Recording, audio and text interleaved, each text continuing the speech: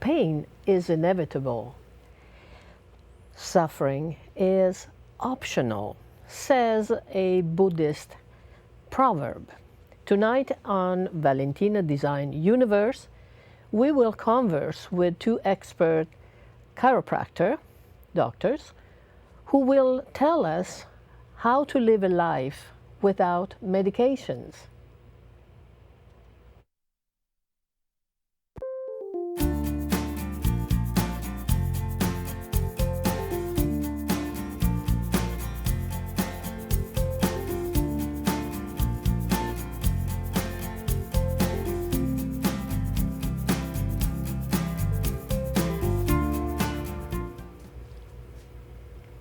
Hello everyone, I am Valentina Chirasola, your host, and I have two expert chiropractor doctors with me. Let's introduce them, Dr. Matteo Panebianco and Dr. John Ulrich. Thank you. Welcome to the show. Thank you for coming. Thanks for inviting us. Thank you, thank you. Well, we need to talk about chiropractic care. Many people think that you guys perform some tricks, and some of my friends think that, and they also think that once they go through a session of whatever hours, the pain will come back. What do you say? Is it true? What do you think? Well, we are kind of magicians. I mean, a lot of people have misunderstandings about what chiropractic care is, and I think in order to understand what chiropractors do, it might be helpful to understand what the body does that would prompt somebody to even go visit a chiropractor. The human body, our skeleton, has 300 plus joints in it, and a third of those are in the spinal column itself. So there are over 100 spinal joints that connect all these vertebrae together, because what a joint does is it connects bones together and it allows for movement and stability at the same time. And because it allows for movement, it's important that this spine moves all the time. Of course. A way I explain it to my patients is that this spine is made up of 24 different bones called vertebrae, and they connect together through these joints. Much like a bicycle chain is connected, it's made up of links that are connected together with metal pins. Well, that bicycle chain needs to have all those links movable so that it goes around smoothly around the sprockets. Same thing with our spine. As long as all these vertebrae are moving like they're supposed to, they're not stuck or misaligned, then when we bend and we twist, we're constantly pumping fluid in and out of the discs. The joint is healthy and is working like it's supposed to. There's no pain, there's no inflammation. The body works the way it's supposed to. On a bicycle chain, if I were to weld or fuse two of those links together, the bicycle chain is going to cease to function like it's supposed to. Every time that chain goes around the sprocket, it's going to go cha-ching, cha-ching, and eventually something's going to break. Well, that's what happens to the spine. So a chiropractor's job is to come in and analyze these spinal bones and check them for proper movement and alignment. And if they're not moving or misaligned, then the chiropractor does what's called a spinal adjustment. And it's a force we put into the spine, and that's the popping sound that most people are familiar with chiropractic care. That's an indication that the joint cavitated, it moved, and now it is functioning the way that it's supposed to. Yeah. The thing that makes the spine really so important is that the spinal cord runs right down through the middle of the spinal column here. The spinal column and the nerves in our body are the link between the brain and the body. If there's any interference in that connection, then the brain and the body are not communicating, and the body cannot work the way that it's supposed to be. It's impossible to be 100% healthy if you have any interference in your spine. So chiropractic care goes beyond the treatment of back pain and headaches. It can actually enhance your quality of life and make your body function better if we remove interference to the nervous system. But people have some type of lifestyle, and they cause themselves injury, not injury in the sense that they cause the bones to go, the discs to go out of place, and they don't know. They might feel a little pain and say, oh, well, it's nothing, and they keep going, and maybe they sit in the wrong position, maybe they have a computer job that they sit at all day, and some people don't have a right posture, and so they keep going with the pain, and then what happens? Once it becomes Like with, a real pain. like with anything, the longer you take to address something, the harder it is to fix, right? Like Right. I always tell patients all the time, is cancer easier to deal with before it spreads or after it spreads? Right. And so what happens is with regards to these lifestyle changes, more often than not, we see patients because of what you just described. It's less, I was working in the yard and I overdid it, or I slipped and fell, or some sort of traumatic type of onset. Normally it's some sort of micro trauma or something little, but something little done over a longer period of time becomes something big. Right. So we look at all the lifestyle things that happens, right? Computer use, right? Everyone's using a computer nowadays, and if we're not on the computer, we're on the phone or the iPad or the tablet or whatnot.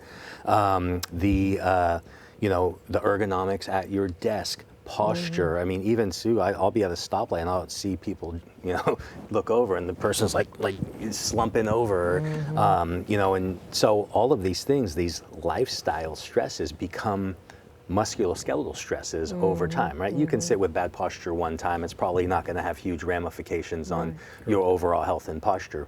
But when you do that day in and day out for weeks to months and years on end, and there's something that happens in the body called remodeling, and we see this in the neck all the time. The human neck is designed to have a backwards curve in it that holds our head over the shoulders.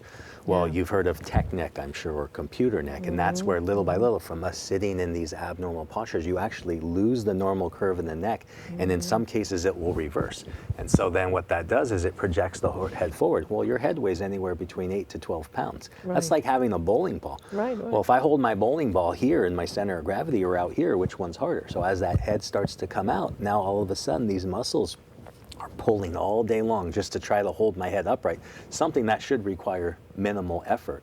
So, so again, improper mechanics, how you lift something, you know, how you get up and down from a chair, when you clean your house, the body movements that you use, all of these things add up over time and can stress tissues in your body, malalign your spine, and then they become big issues. And the human condition tends to be, oh, it'll go away, right? Or medication. Or medication. Or medication. People And- over-medicate in this country for everything. Yeah. And pain medication is the #1. It's a big industry. Oh, It is. absolutely. And it's a way to just ignore the underlying problem. See, nobody likes pain. Pain is there for a very specific reason, though. If we didn't have pain fibers and we didn't experience pain, we'd be dead in 24 hours, because pain keeps us alive. It makes us pull our hand off the hot stove we're setting in on, or pull the rusty nail out of the bottom of the foot we just stepped on.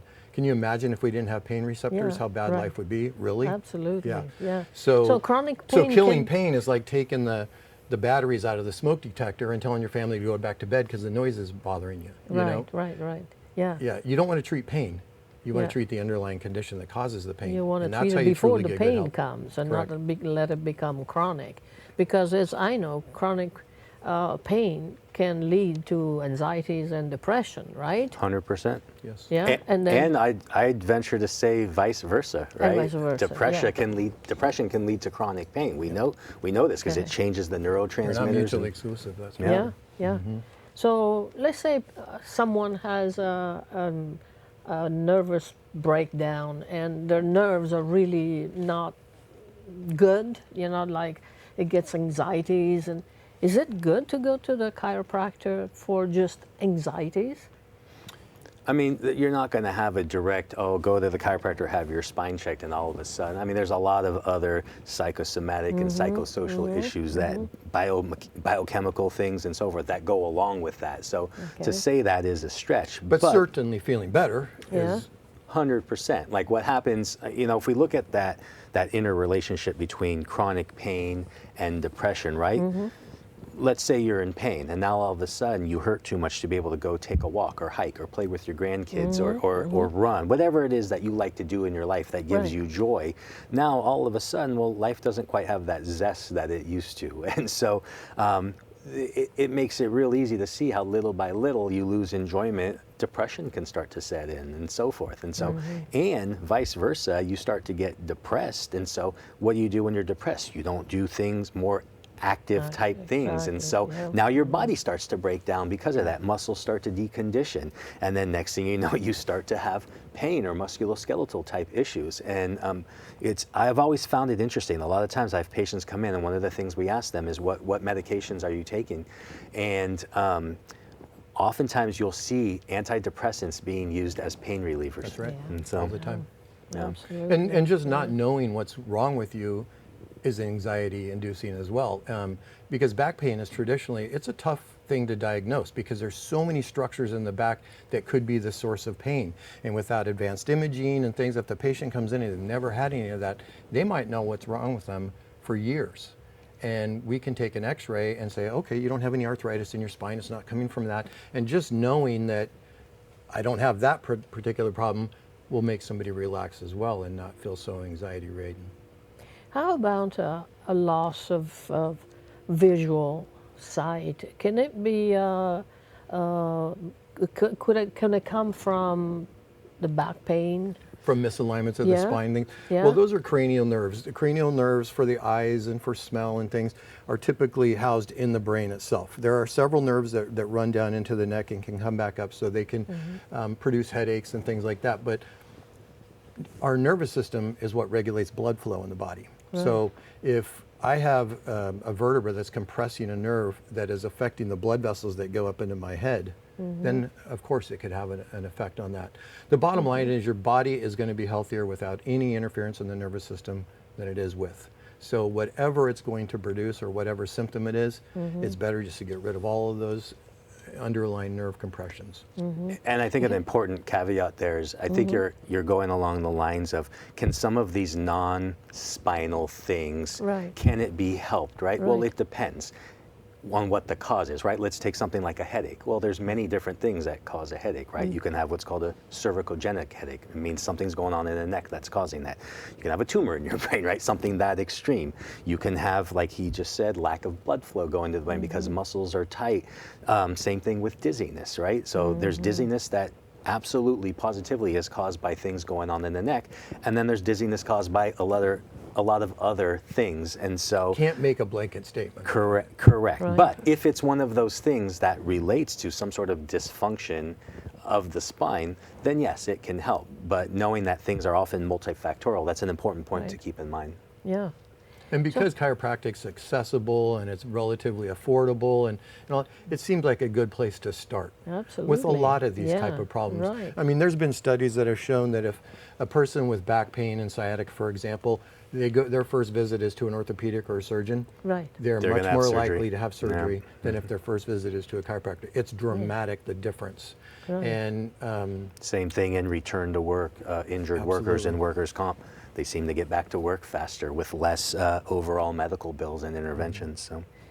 So the adjustment of the neck can cause a heart attack, stroke. So this is something that's been misconstrued and misunderstood for a very long time. So if we were to say, is it possible that manipulation to the neck could cause a stroke?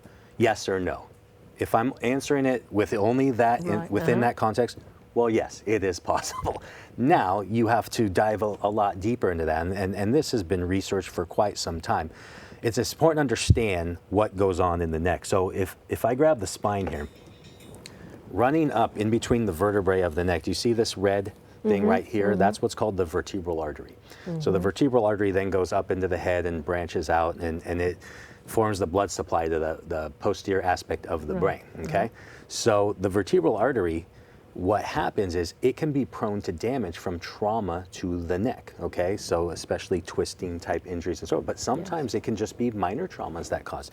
So most oftentimes these events that happen in the neck, what's responsible is what's called a vertebral artery dissection. That's where the layers, the internal layers of the artery will start to separate. And then what ends up happening there is you can form a clot, which then ultimately can create a blockage that could lead to a stroke. Now, is that possible? Yes. Is that common? No. It's actually fairly rare. You think about all the millions of chiropractors around the world performing millions of adjustments a day, people would be stroking out right and left. Right. And so one of the things that's often been associated with this is the temporal relationship of when somebody gets an adjustment and when the artery dissection actually happened. When an artery dissects, typically the #1 symptom is pain on one side of the neck and a headache. What do people tend to go to chiropractors for? pain and Yeah. headache. And so Right. then what happens is they go to a chiropractor, the chiropractor adjusts them. Hours later, they showing these symptoms of other things. So, oh, you go to the, oh, it must have been the spinal adjustment. Yeah. Well, the studies show that had that person gone to a medical doctor, had they gone to get a massage, had they gone to the spa to get a pedicure, that was going to happen anyway. Now, so more often than not. Causation is not. Yeah. Correct. So Yeah, just right. because there's a temporal relationship there, but you have to, and that's why it's important too, like, you don't want to be at a party and let your buddy grab your neck and twist it because he saw it on YouTube. Oh, yeah. Oh, When someone absolutely comes not. I in, wouldn't yeah. part of doing your job as a healthcare practitioner Yeah. is looking for red flags. Does Right. someone have a history of vascular disease? Are they Mm-hmm. exhibiting symptoms that you might think, well, maybe this person, maybe we should avoid manipulating the neck and having them go get, an ultrasound or a CT scan Right. to rule out these sorts of things. And that, and that's where the skill and the expertise of the doctor comes in Right. in identifying red flags and ruling things out. And even with all that, it's just exceedingly rare for the Right, average person Right, yeah. getting adjusted. Or Well, not. that was a question that someone asked me. I said, I don't know. I will ask them. And it's a fair question. Yeah. It's a fair It question. is, yeah. I mean, that's a serious condition. but Yeah. yeah. There's no causation, so. I would like you to talk about the decompression, spine decompression, and the sound, The shockwave therapy. the shock wave therapy. Okay. To me, they're fairly new. I don't know how long they've So- been in the market, these kind of treatments, but I really like to know about it. So spinal decompression, we'll start with that one. Spinal decompression has been around since the 90s, I'd say, and it's only evolved since. So spinal decompression was pioneered for the purpose of dealing with herniated discs, bulging discs, degenerative discs that are causing nerve root compression. And so what happens with these discs is the disc gets compressed, and then what happens is there's a jelly inside the disc, what's called the nucleus pulposus, gets squeezed out. And then what happens is it hits these nerve roots that are exiting. And then these are the nerve roots that then form the nerves that go down the leg or up here in the neck Right. that go down Sciatica the would arm. be- So then we start to get what are called, fancy word, radiculopathy. So radicular symptoms are symptoms that go into the extremities because of the compression of a nerve root. So in a nutshell, what spinal decompression does is it takes these compressed discs and, just as it sounds, it decompresses them. So we put you on a special machine, and what it does is it gently decompresses the disc space. And What that opens does, up, it yeah. opens it up. It creates a negative pressure inside the disc, which creates a vacuum effect to pull the disc material back in. And then what it actually does is it will pump the disc so that water and oxygen and nutrients can get back inside there. So as you pull that disc back inside, you alleviate the pressure on the nerve root, and patients can just have absolutely miraculous, like, you have pain searing down your leg, and all of a sudden you can walk again because that pain is no longer there. I've heard that you saved some people from having a surgery. And these are the back worst of the worst. I surgery, mean, these right? are people that Right. without that, it's surgery.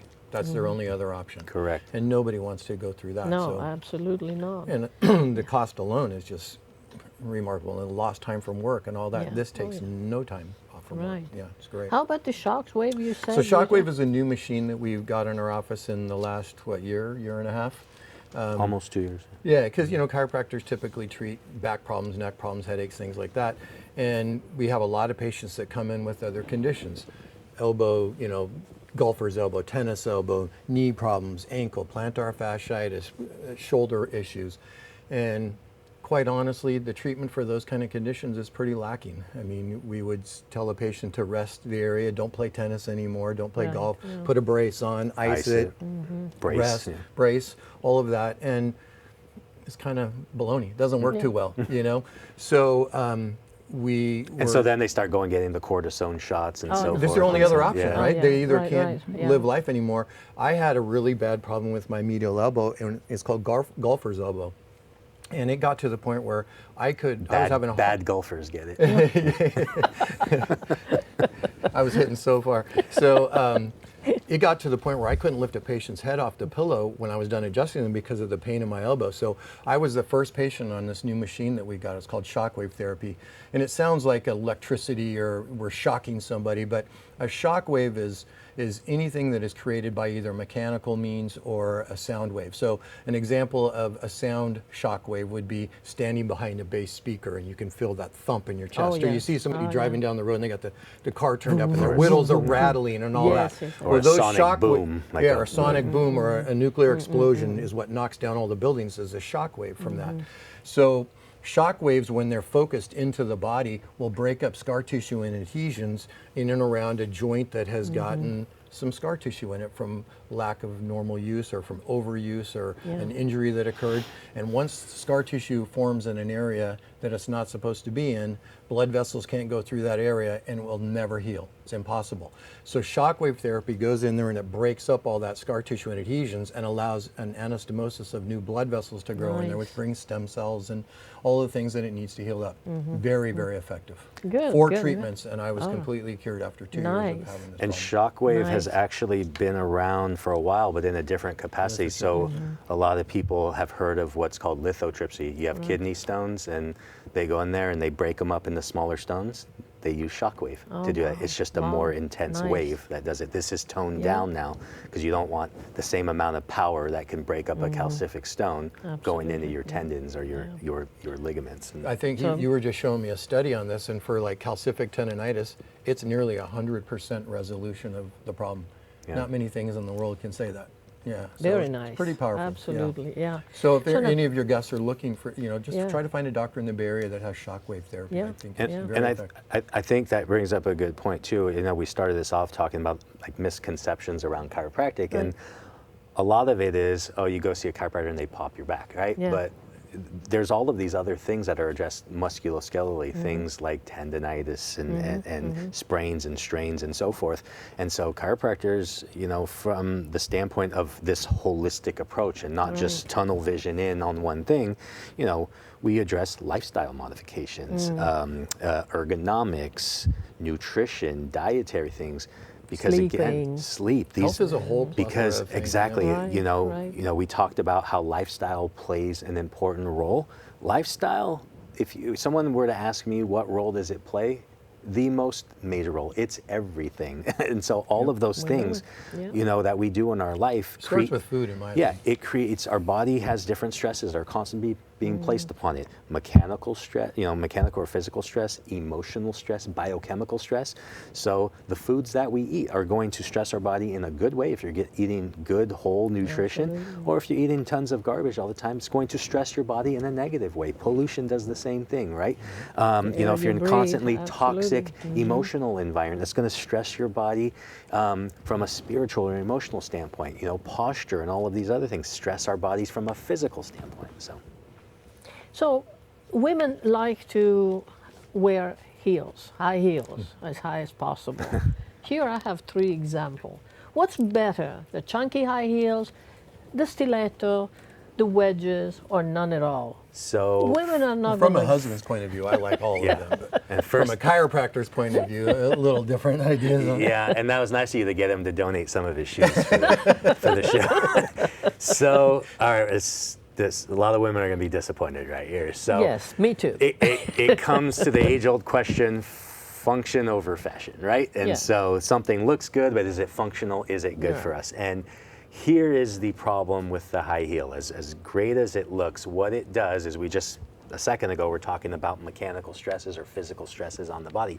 You have to understand that when you wear a shoe with a really, really high heel, what it does biomechanically to the body is, our bodies are meant to operate within a certain framework and within a certain context, right? And so we walk, we have a certain gait pattern. The second we start putting shoes on with these high heels, so biomechanically, the first thing that happens, right, is the heel comes up like this. Right. Okay? Yes. So now what that does is it shifts the weight bearing of the body forward. Okay? Right.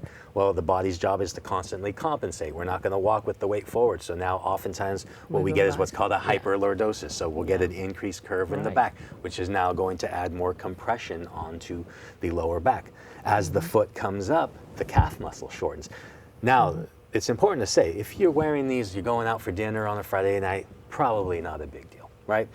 But That's right. there's women that wear these day in, day out, you know, and they go to work in them, they go out at night in them, they're wearing them on the weekend. So the calf muscle starts to shorten up. And then the third most important thing is that when we walk, right, we have a certain pattern to our gait where the heel has to hit first and then the foot goes flat and then propels us forward. Right. The entire gait pattern is thrown off. So what happens is every time the foot hits the ground, that force that's being absorbed into the foot, the lower extremity is called a kinetic chain. It goes through the entire kinetic chain and literally will alter things all the way up. I know I'm ruining this for you. Yes, So I know. the answer to your question, which one is best? It's going to be the flattest. It's going to be the flat. So if I had to pick out here, even though this The has a wedges, raised heel, yeah. And it's got a little more of a platform. It's so the Right. correct. It's the angle of Yeah, that shoe right, that's going to be the most important thing. Yeah, And so, yeah.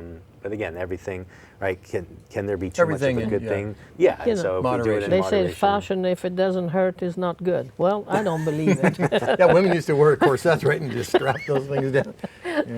Absolutely. Well, another thing I like to know briefly about, why do you adjust infants, babies, real infants? Yeah, it's a real good So- question. And, you know, how could they have a problem at such a Right, young age? right.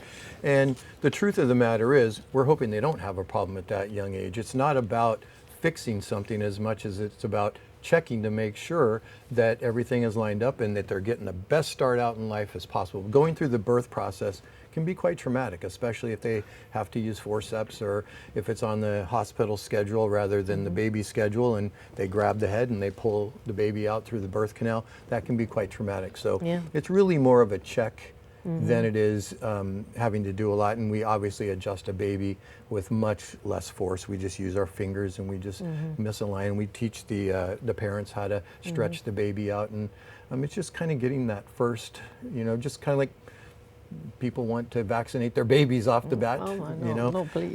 yeah, Yeah. they're willing to put, you know, chemicals into the body. I think it's Right. just as important to get the baby checked Absolutely, for yes. misalignment. we used to teach So- we used to teach a class, and as back in the days of slides, we used to have a slide of a baby Okay. being pulled out, and literally Yes. the head was completely oh, my. 180. So Yeah. the baby still has a spine. We tend to think Yeah. of kids as very pliable and like Yeah. you know they're rubbery and they can incur all sorts of different types of trauma, and it's no big deal. But those sorts of things do They're create pretty an pliable effect. too, Yeah. though. Luckily. Yeah. Well, this is good knowledge and good information. We are about to close, so I have to say that it is possible to live a life without medication, as long as you know the right people, the right expert in the matter, any matter.